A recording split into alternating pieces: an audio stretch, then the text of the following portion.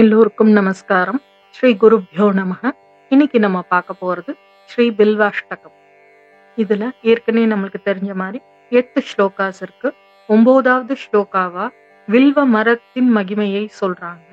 10வது ஸ்லோகாவா பலஸ்ருதின்னு சொல்லக்கூடிய இந்த ஸ்தோத்திரம் சொல்றனால வரக்கூடிய பலன்கள் என்ன அப்படின்னு சொல்றாங்க.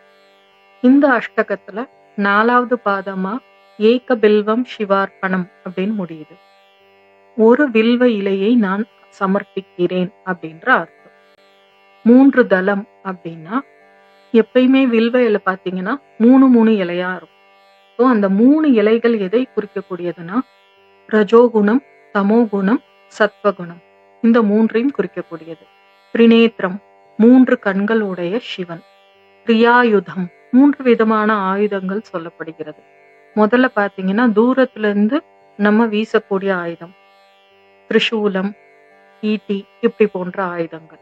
அடுத்தது பக்கத்துல இருந்து எய்யக்கூடிய ஆயுதங்கள் கதை, வாள், இதெல்லாம் பக்கத்துல இருந்து எய்யக்கூடிய ஆயுதங்கள். 3வது விதமா பாத்தீங்கன்னா ஒரு அம்பு விடணும்னா அதுக்கு நம்மளுக்கு வில் தேவை. இந்த மாதிரி இருக்கக்கூடிய ஆயுதங்கள் எல்லாம் 3வது விதமா சொல்றோம்.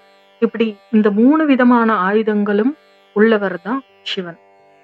3 ஜன்மங்களில் செய்த பாவங்களை எல்லாம் போக்க வல்லவர். இப்பேற்பட்ட அந்த சிவனுக்கு இந்த ஒரு வில்வ இலையை நான் சமர்ப்பிக்கிறேன். ஒரு வில்வ இலை அப்படின்னா 3 இலையா இருக்கக்கூடிய அந்த பஞ்சை நான் சமர்ப்பிக்கிறேன் அப்படின்னு சொல்றேன். எந்த விதமான டேமேஜும் இல்லாத ரொம்ப மங்களகரமான ரொம்ப சாஃப்டா டெண்டரா இருக்கக்கூடிய இந்த வில்வ இலையினால் உனக்கு நான் பூஜை செய்கிறேன். நந்திக்கு ஈஸ்வரனாக இருக்கக்கூடியவர் நந்திகேஸ்வரன் அப்படின்னா சிவனை குறிக்கக்கூடியது. நான் உன்னை இந்த வில்வ இலையால் பூஜிக்கிறேன். என்னுடைய எல்லா பாபங்களையும் போக்க வல்லக்கூடியவன் நீ. ஒரு சாலி கிராமத்தை எடுத்து நன்கு வேதம் படித்து ஆத்ம ஞானம் உள்ள ஒரு பிராமணனுக்கு கொடுக்கும் போது என்ன பலன் கிடைக்குமோ சோமயாகத்துக்கு ஈடானது இந்த பலன். கோடிக்கணக்கான யானைகளை தானம் செய்வது, 100கணக்கான வாஜபேய யாகம் செய்வது, கோடிக்கணக்கான கன்யாதானம் செய்வது, இது எல்லாத்துக்கும் ஈடானது ஒரு வில்வ இலை சமர்ப்பித்தல். லக்ஷ்மி தேவியின் வலது கையில் இருந்து வந்தது வில்வ மரம். அந்த வில்வ இலைகள் சிவனுக்கு மிகவும் பிடிக்கும். அந்த வில்வ மரத்திலிருந்து நான் உனக்கு வில்வ இலையை சமர்ப்பிக்கிறேன். வில்வ மரத்தை பார்ப்பதே புண்ணியம், தொடுவது புண்ணியம், எல்லா விதமான கோர பாப்பங்களை எல்லாம் இல்லாமல் செய்வது இந்த வில்வ இலை. நான் இந்த வில்வ இலையை உனக்கு சமர்ப்பிக்கிறேன். காஷி நகரம் சென்று விஸ்வநாதனை தரிசனம் செய்து, காலபைரவரின் தரிசனம் செய்து, பிரயாகத்தில் மாதவனை தரிசனம் செய்து, இந்த வில்வ இலையை சிவனுக்கு சமர்ப்பித்தல் மிகவும் புண்ணியமான ஒரு காரியமாகும். வில்வ மரத்தின் வேர் பிரம்ம ரூபமாக இருக்கிறது. நடுபகுதி விஷ்ணுவின் ரூபமாக இருக்கிறது. நுனி பகுதி சிவனின் ரூபமாக இருக்கிறது.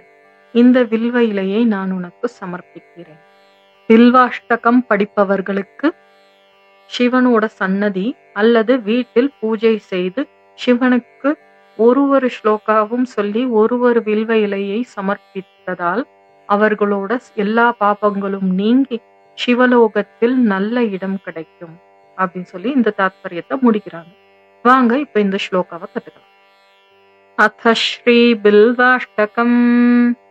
த்ரிதலம் திரிகுணாகாரம் திரிநேத்ரஞ்ச திரியாயுதம் திரிஜன்ம பாப சம்ஹாரம் ஏகபில்வம் சிவார்ப்பணம் திரிசாக்கைர்பில்வபத்ரைश्च யச்சித்ரைः கோமலைः शुभैः शिवपूजां करिष्यामि एकबिल्वं शिवार्पणम् अखण्डबिल्वपत्रेण पूजिते नन्दिकेश्वरे शुध्यन्ति सर्वपापेभ्यो एकबिल्वं शिवार्पणम् शालिग्रामशिलामेकां विप्राणां जातु चार्पयेत् सोमयज्ञमहापुण्यम् एकबिल्वं शिवार्पणम् दन्तिकोटिसहस्राणि वाजपेयशतानि च कोटिकन्या महादानम् एकबिल्वं शिवार्पणम्